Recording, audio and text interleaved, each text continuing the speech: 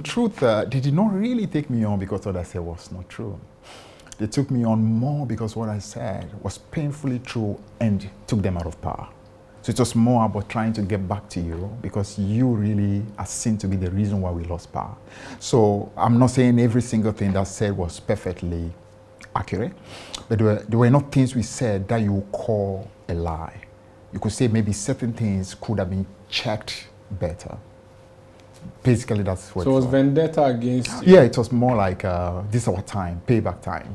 But we've gotten you and we also show you where power lies. Dr. Mahmoud Bawumia has been invited by many people now to speak on the economy because when they were in opposition, he was often giving lectures on the CD and the economy generally.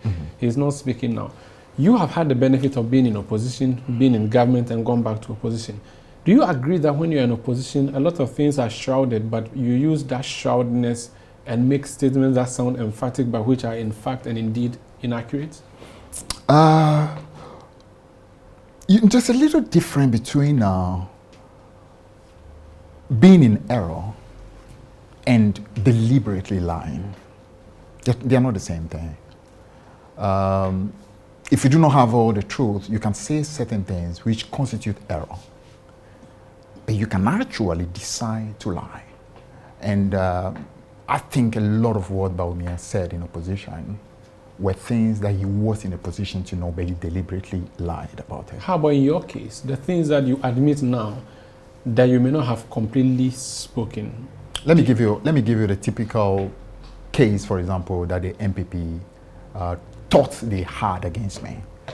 They had against me the fact that as propaganda secretary, I had a newspaper that published a story. You owned the paper? I was then managing editor. Was it the Express? No, it was the Lens. The Lens, okay. The crystal clear Lens. And the crystal clear Lens killed a news report, which news report actually was on Ghana Web. And that news report was to the effect that the gold reserves of Ghana had been taken out. Now, that particular news item was proven later to be inaccurate. So it was such a newspaper report that they were making a noise about. It's nothing to do with me as an individual. Even because as an editor? As a propaganda secretary of the party, I never once used those reports in any of the press conferences I did.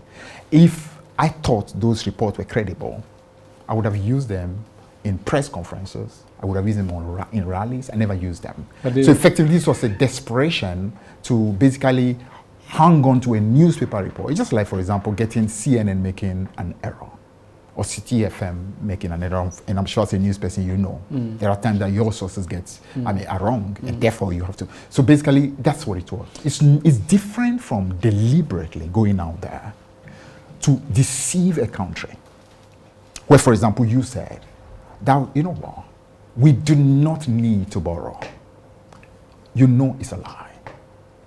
Where you tell a country in the year 2012, at the time when the fundamentals were strong, because I was in Deputy Minister of Finance, and we had some of the strongest fundamentals of this country within the period 2009-2012. Some of the most brilliant fundamentals, never equaled.